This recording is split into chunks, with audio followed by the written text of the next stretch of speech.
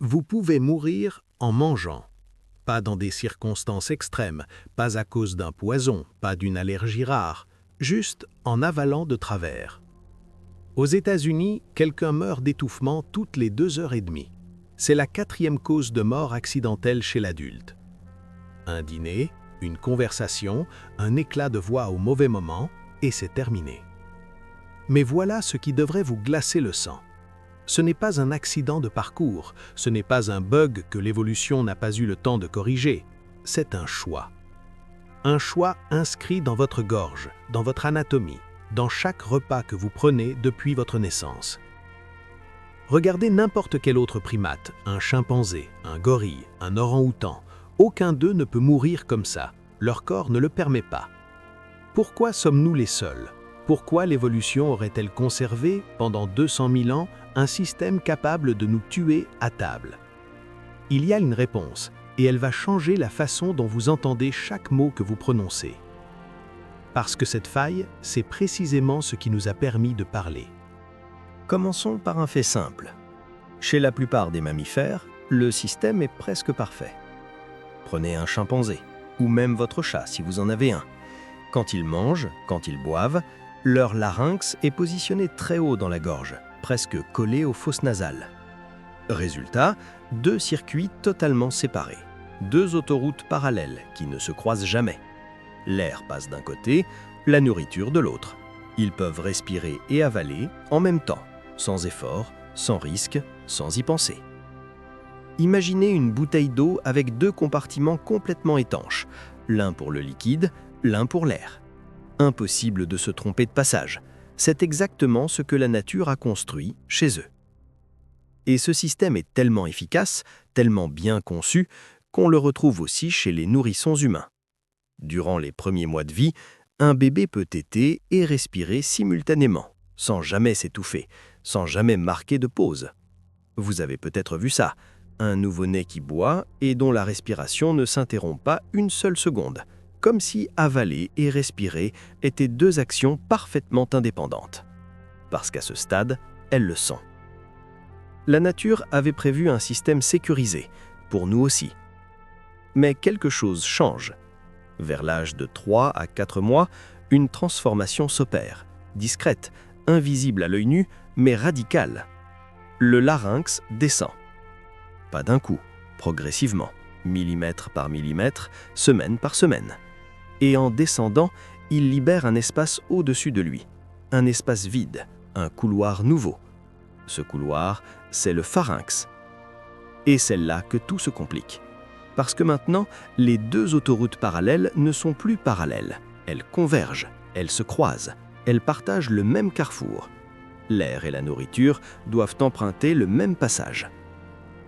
Pensez à une intersection sans feu de signalisation, 2 flux de circulation qui arrivent en même temps, depuis des directions opposées. Chez les autres animaux, il y a des voies séparées. Chez nous, c'est une seule route, et quelqu'un doit gérer le trafic. Ce quelqu'un, c'est l'épiglotte, un petit cartilage, un clapet minuscule, positionné juste au-dessus de la trachée. Son rôle est simple en théorie. Quand vous avalez, il bascule vers le bas, il ferme l'entrée de la trachée, il laisse passer la nourriture vers l'œsophage. Puis il se relève et l'air peut de nouveau circuler. Tout ça en une fraction de seconde, à chaque bouchée, à chaque gorgée, 3 fois par jour, tous les jours, toute votre vie. Ce mécanisme fonctionne, la plupart du temps. Mais la plupart du temps, ce n'est pas toujours. Vous parlez en mangeant, vous riez au mauvais moment, vous avalez trop vite, vous êtes distrait. Et l'épiglotte rate sa fenêtre. Un décalage de demi-seconde, un fragment de nourriture qui s'engage dans le mauvais conduit. Chez un chimpanzé, dans ce cas précis, le larynx haut lui permet de tousser efficacement, de projeter l'obstacle vers l'extérieur. Le danger est écarté en quelques secondes. Chez nous, le larynx est trop bas. La géométrie ne permet pas cette expulsion efficace. La toux ne suffit pas toujours.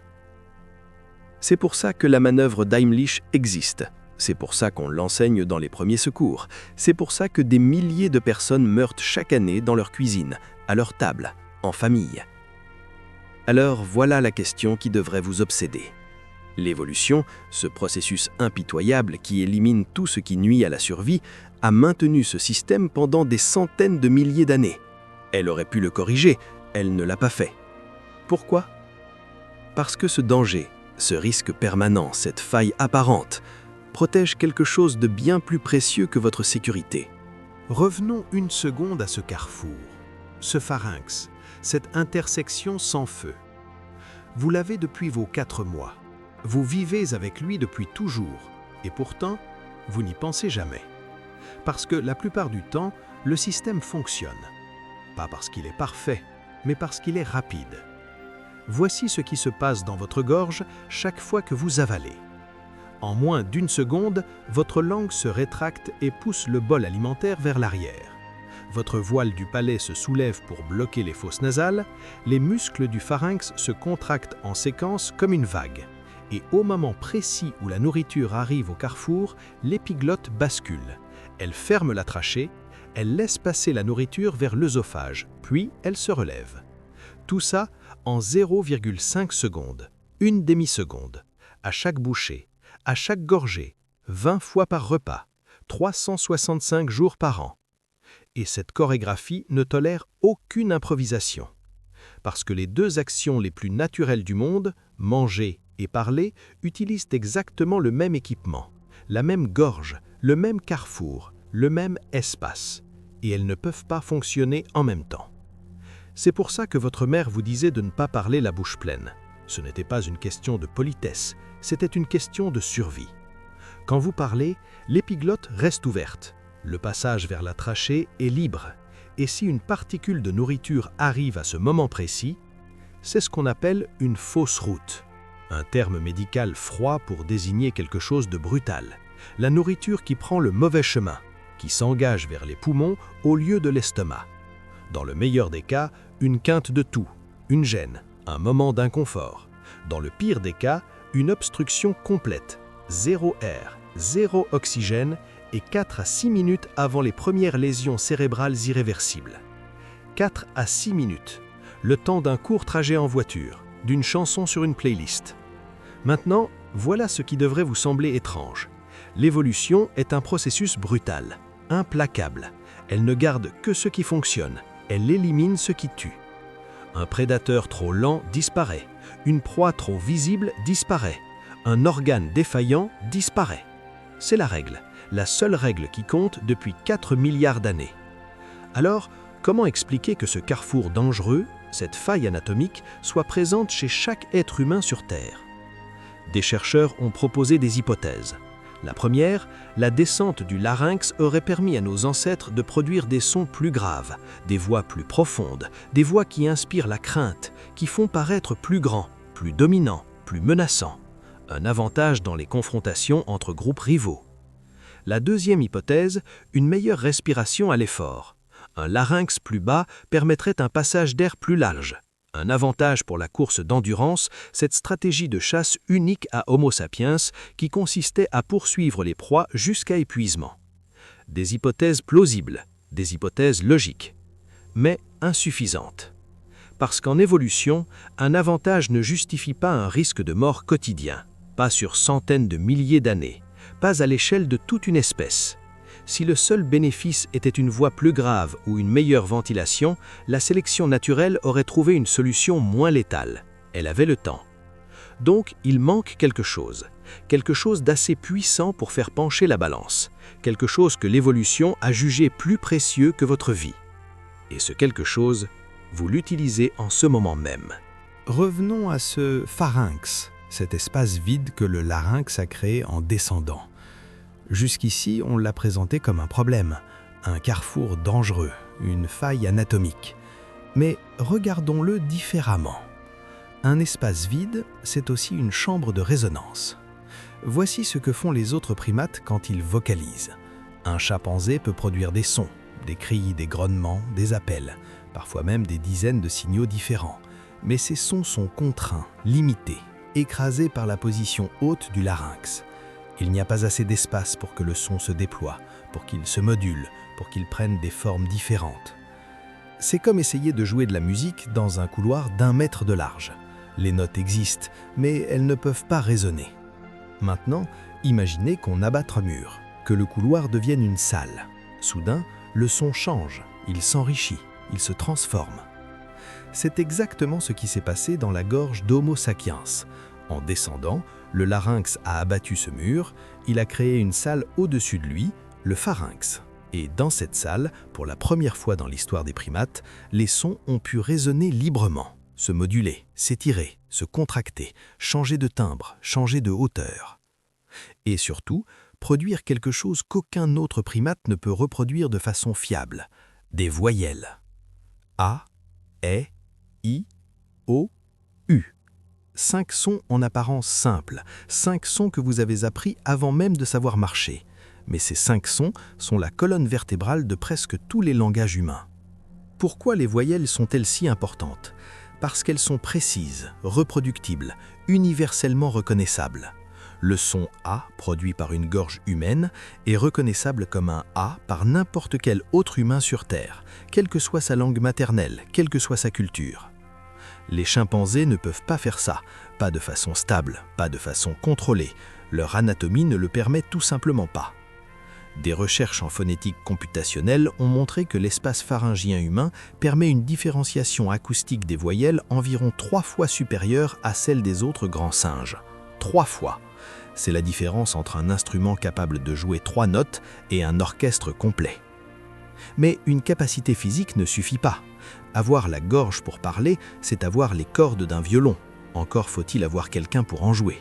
Et c'est là que le cerveau entre en scène. Parce que pendant que le larynx descendait, le cerveau se transformait aussi. Pas en quelques années, pas en quelques générations, sur des dizaines de milliers d'années.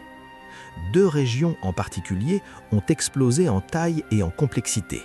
L'aire de Broca dans le lobe frontal gauche, responsable de la production du langage, de la construction des phrases, de la syntaxe, et l'aire de Wernicke dans le lobe temporal, responsable de la compréhension, du sens, de l'association entre un son et une réalité. Ces 2 régions existent en version rudimentaire chez les chimpanzés, mais chez Homo sapiens, elles ont pris une dimension sans précédent dans l'histoire du règne animal. Et progressivement, quelque chose d'extraordinaire s'est produit. Un cri a cessé d'être un cri, il est devenu un signal. Un signal a cessé d'être un signal, il est devenu un mot. Un mot a cessé d'être un mot, il est devenu une idée. Et une idée peut traverser le temps. C'est ici que l'histoire devient vertigineuse, parce que le langage n'est pas seulement un outil de communication, c'est un outil de transmission. Avant le langage, chaque génération repartait presque de zéro. Un parent pouvait montrer à son enfant comment tailler un silex, comment allumer un feu, comment suivre une piste, mais il ne pouvait pas lui expliquer pourquoi. Il ne pouvait pas lui transmettre une théorie, une stratégie complexe, une carte mentale du monde. Avec le langage, tout change. Un chasseur peut décrire un territoire qu'il a exploré seul, un guérisseur peut expliquer quelle plante soigne et quelle tue, un chef peut transmettre une tactique à 100 guerriers sans que chacun ait besoin de découvrir lui-même. Le savoir cesse d'être individuel, il devient collectif, cumulatif, transmissible. C'est ce que les anthropologues appellent l'héritage culturel cumulatif, la capacité unique d'une espèce à construire sur ce que les générations précédentes ont déjà construit, sans jamais repartir de zéro. Les chimpanzés ont une culture rudimentaire, certains groupes utilisent des outils, d'autres ont des rituels, mais ces acquis ne s'accumulent pas vraiment, ils se perdent, se réinventent, stagnent. Homo sapiens a inventé l'écriture, la science, la philosophie, la musique, l'architecture, les mathématiques. Tout ça repose sur une chambre de résonance dans votre gorge. Nous avons échangé la sécurité de respirer contre la capacité de parler. Ce n'est pas une métaphore, c'est littéralement ce qui s'est passé.